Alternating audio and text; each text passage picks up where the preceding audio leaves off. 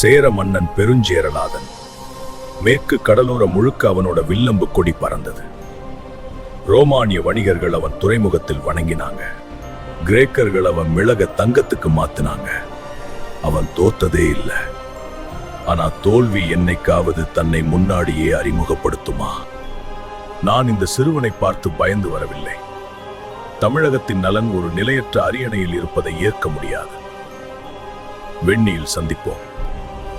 ஆனா உள்ளூர் துரோகிகளுக்கு ஒரு சிறுவன் ஆளுறதை ஏத்துக்க முடியல.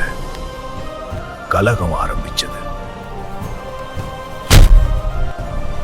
சோழனை ஒழிக்க சேரனும் பாண்டியனும் 11 குறுநில மன்னர்கள் கைகோர்த்து ஒரு பெரும் கடல் போல வந்து நின்னாங்க.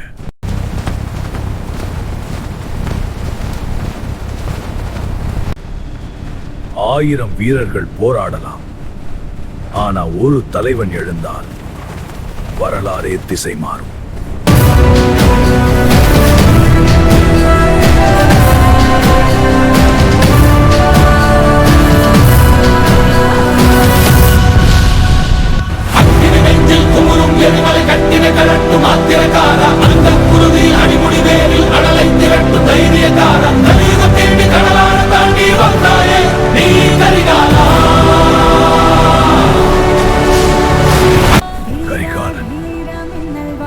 மரணம் இருக்குடா. வளைந்து கூட உடைக்க முடியாத இரும்பு கோட்டைக்குள் ஆள் இல்லாத சிங்கத்தை நீ மாட்டி விடாதே. உள்ள வந்தால் தலையை உருட்டாமல் வெளியே போக முடியாது. வெற்றி யாரு தர்றதுன்னு கேட்காதீங்க. அதை யாராலும் தர முடியாது. வெற்றியை பிடிக்கிற கைதான் அதை உருவாக்கும். அவங்க எண்ணிக்கையை நம்பி வந்திருக்காங்க. நான் என் மண்ணை நம்பி நிற்கிறேன். ஒரு புலி வேட்டையாட இன்னொரு புலியை கூப்பிடாது. தெரியும். அது போதும். இன்று இங்க சாக போறது நாம இல்ல. நம்மை பார்த்து பயப்படாத திமிர்தான். இந்த மண்ணில் பிறந்தவன் பின்னாடி நடக்க மாட்டான். விழுந்தாலும் முன்னாடிதான் விழுவான். இன்னைக்கு போர் மட்டும் இல்ல, நாளைக்கு வரலாறு யாரோட பேரை நினைவிலே வைக்கணும்னு முடிவு பண்ண போகுது. நான் உங்ககிட்ட வெற்றியின் ஒரு வாக்குறுதி தர மாட்டேன். ஏன்னா அது நம்ம கையில இருக்கு, நம்ம மூச்சில் இருக்கு. இந்த மண்ணுக்காக விழுந்த ஒவ்வொரு உயிரோட நினைவில் இருக்கு. கூட்டணி என்றால் என்ன தெரியுமா? வெவ்வேறு காரணங்களுக்காக ஒன்றாக இருக்கிற கூட்டம். ஆனா நாம் யார்? நமக்கு ஒரு காரணம் தான், இந்த மண்.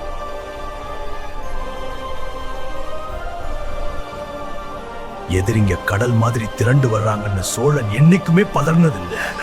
பல தலைவர்கள் ஒன்னா சேர கூட்டணிக்குள்ள எப்பவுமே ஒரு பலவீனம் இருக்கும். அவங்களோட கூட்டணி கோட்டையில இருக்கிற அந்த ரகசிய இடைவெளியத்தான் கரிகாலனோட மூளை குறி வச்சது. முதலடிய பலமான இடத்துல வைக்க கூடாது, பலவீனமான இறக்கைகள்ல வைக்கணும்.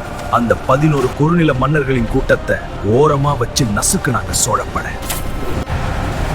1000 ஆடுகளை வெட்டி சாய்க்கிறது யுத்தம் இல்ல, ஒற்றை சிங்கத்தோட தலையை வீழ்த்ததுதான் அசல் புத்தி. கரிகாலன் தேடினது அந்த கூட்டணியோட இதயத்தை. அது இருந்தது சேர மன்னன் பெருஞ்சேரலாதனோட நெஞ்சில.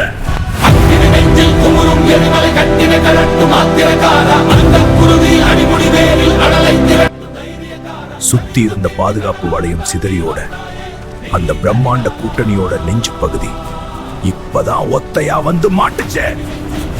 யுத்த களம் ரத்த காடா மாறுச்சு. கரிகாலனோட கை ஒரு ஈட்டியை தூக்குச்சு. அவனோட இலக்கு சேர மன்னனோட நெஞ்சு.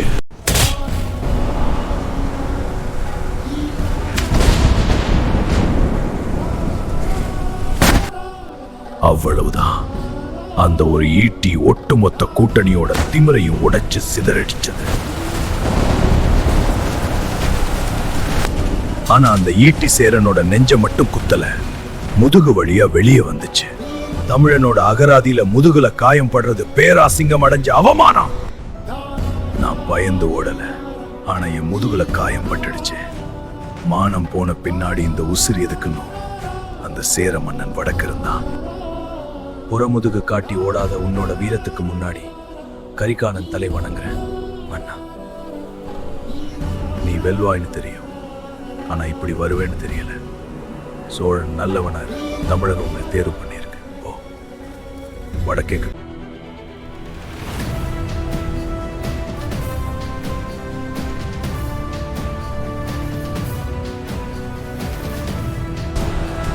அவன் எதிரிகளை மட்டும் வெல்லவில்லை, அவனை எதிர்த்த காலனையும் தோற்கடித்தான்.